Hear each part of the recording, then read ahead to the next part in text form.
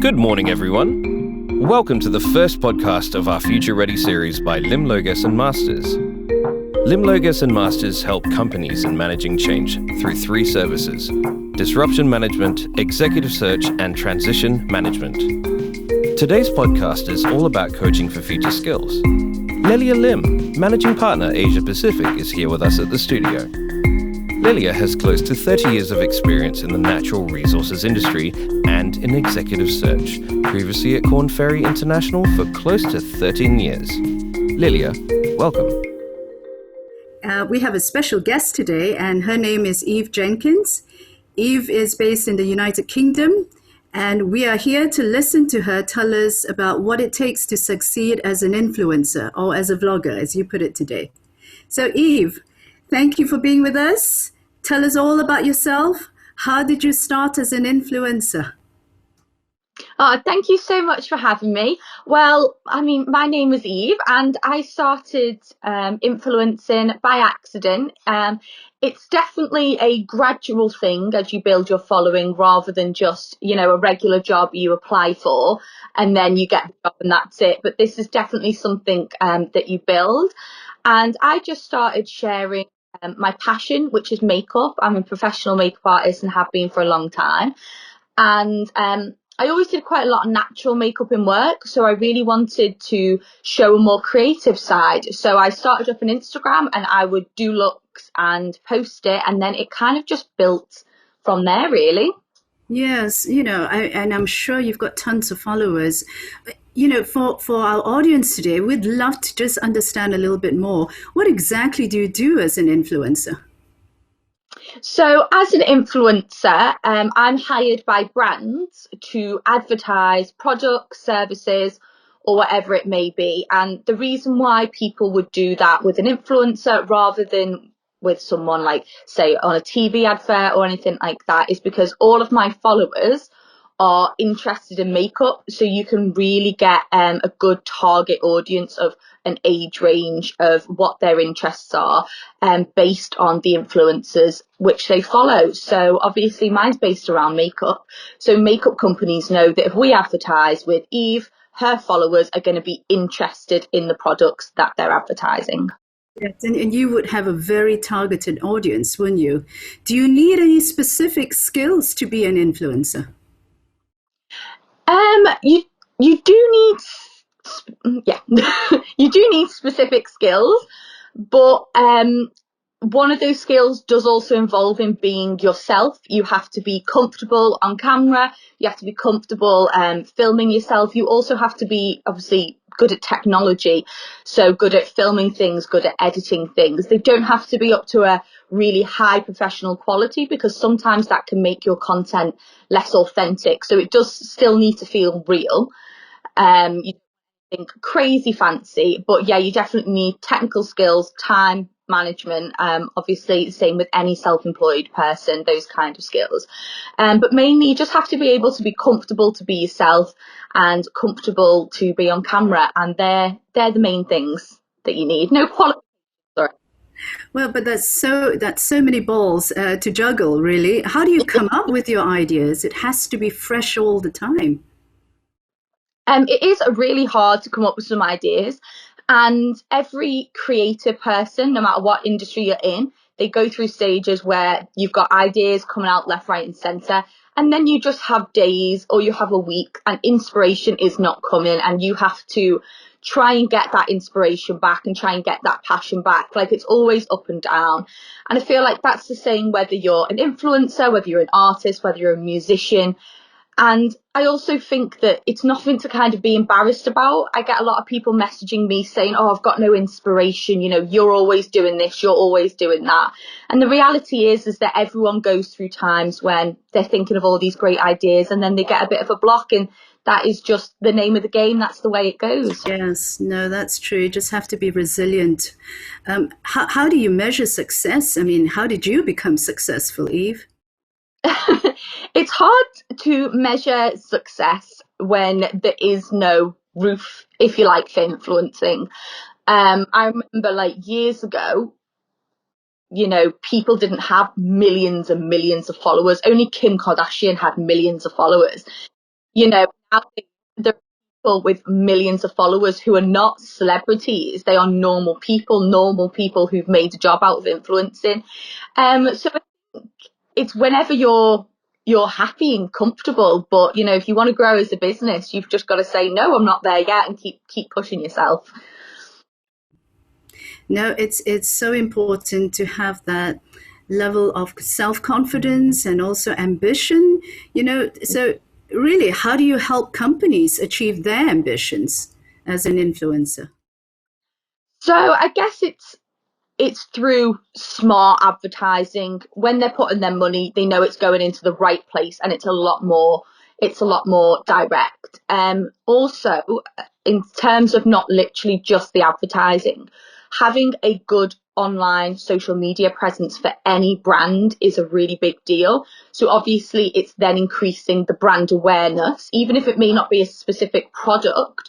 It's getting the name out there, and which it's a little bit sad in this day and age, but if you go on a brand's page and they don't have any followers and they're not posting, you'll go, they're not a good brand, which is crazy. They could have the best product in the world, but if they don't look like, you don't have to have loads of followers at all, but you have to be active, you have to be creating content, and you have to make people see how good you are and show people how good you are. And we judge people on social media. First thing I do when I hear of a company is I go on Instagram. And so I don't go on Google, I go on Instagram, have a look. Yeah, and it makes sense for companies now to use more and more influencers. Mind you, in the healthcare industries, they've always been using doctors, for example, as influencers in the marketplace. So no different in any other industry now. And of course, it's all very exciting, the role of an influencer today, which we feel is a future job, is a career for tomorrow. And now, how do you intend to sustain your career as an influencer, Eve? Is it going to be very different from what we understand as a traditional way of sustaining employment or careers? I think it's probably different in terms of keeping an employment, but in terms of, I look at myself as running a business. Businesses have to change with the times. You have to keep up.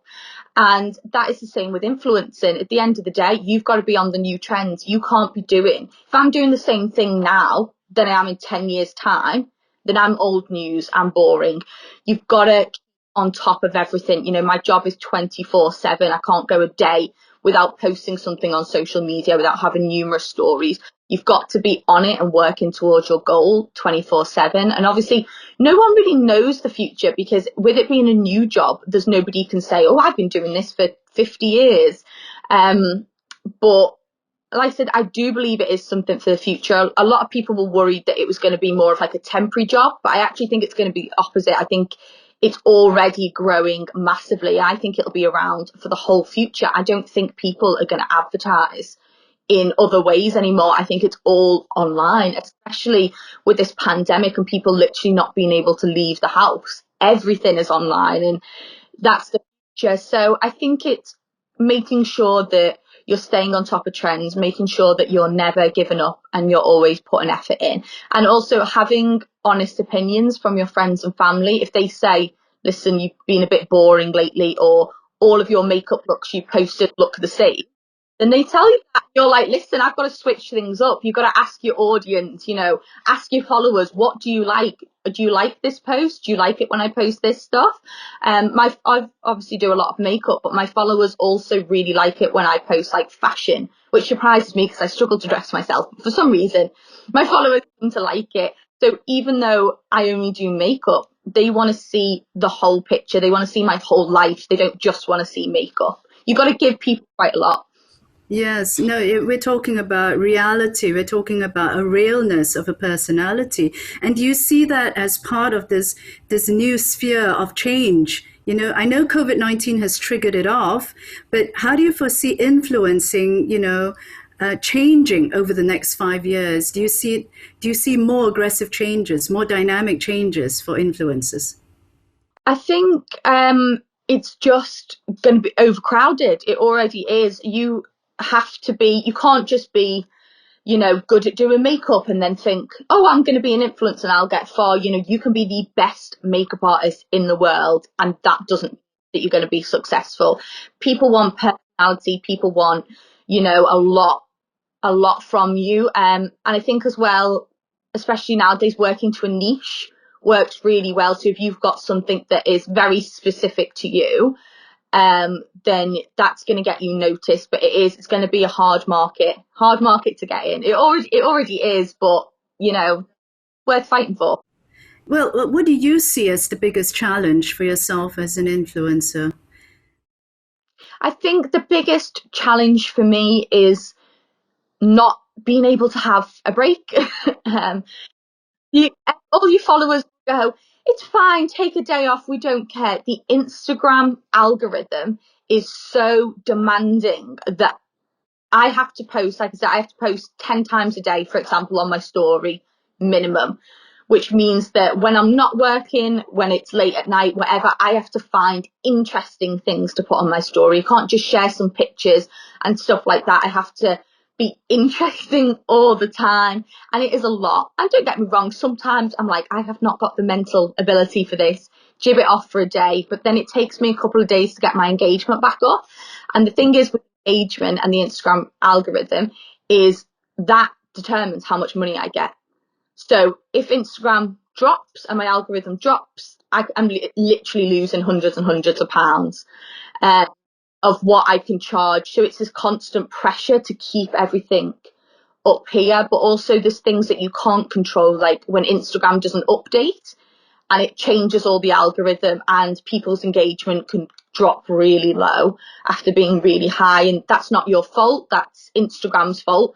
But that affects your wage at the end of the day, how much money you get. Yeah, no, that sounds like huge pressures on you alone. And you talked about being a one-man show and doing everything Yeah. by yourself.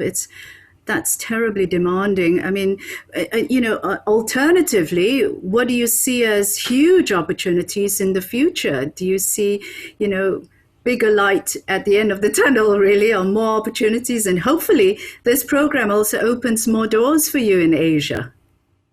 Yeah, definitely. I mean, all I want to do is grow. As long as I am growing, I'm happy. As long as people are still interested in what I'm doing and what I'm putting out, that's all that I care about. I mean, I didn't go, I want to be an influencer because I want to earn this money or anything like that. I've never really been driven in that way. I'm driven by my passion. It's what I enjoy to do, whether I'm getting paid for it or not. I'm still going to be posting it. I'm still going to be doing things. I do it for free. I have done it for free. I've done it for free for the past 7 years. I've worked non-stop for free on Instagram doing all these looks. So, yeah, it's the future is endless. The future is, as long as I'm doing makeup, I'm happy. No, it's great to hear passion, and passion, like I said, will sustain you. It's not just the work, but it's the passion behind it and the level of energy that you have, Eve. I mean, that's remarkable, and that's what we want to see more of. I know it's demanding on you, and I do hope you'll take a break at least during the lockdown in the UK. But I like seeing that level of energy and passion in young people. And so what advice would you be thinking of giving other people who want to be influencers or see this as a potential employment really for themselves or career for themselves? My best advice would definitely be to be yourself and be authentic. Don't try and create some illusion. I know there's this thing we always say, oh, Instagram isn't reality, because it's not, but also at the same time, it is. Do something that you're passionate with, because you have to get up every single day and work towards that goal every single day. You can't take days off. You can't not post for a week and go on holiday or something like that. So pick something that you're passionate about that you can do every single day. Also, don't think that because you're looking at everyone else's Instagrams that they're successful and they don't have, creativity blocks or anything like that, because everyone's the same. And it is this bit illusion that nobody has bad days. And there were days when I literally thought, what is the point in doing Instagram? Why am I spending some of my looks take me 6 hours, And I'm like, why have I spent 6 hours doing this and nobody likes it or nobody's seen it? And you just have to push yourself and just trust that everything happens for a reason. And it's not a race to get there. Some people get there straight away. Some people influence for a year and they're, got 1 million followers. That's brilliant. But at the same time, it's not a race. It's not a competition. If it takes you 5 years to get there, if it takes you 10 years, it doesn't matter as long as you get there. In the end, I think people want this lifestyle that comes with influencing, which is not a reality and certainly does not happen straight away whatsoever. Thank you so much, Eve. Thank you for being with us today. You've been really candid and frank with us, and we appreciate that. I'm sure the audience is going to benefit so much from this. Everybody, we hope you'll keep in touch with us. LimLoges&Masters.com, that's where we can be contacted at. And also we're on LinkedIn. Come join us on LinkedIn, and we'd love to keep you connected on the next program that we're hosting. And really, Eve, again, thank you so much, and we hope to keep in touch with you. Thank you so much for having me. You can follow my Instagram as well. My username is @EveJenkinsMUA, and same on YouTube as well. And you can also follow some of my makeup journey on Netflix. If you type in Glow Up, I'm on season 2. Stay in touch with Lim-Loges&Masters on LinkedIn and watch out for our next Future Ready podcast. Goodbye and have a lovely day.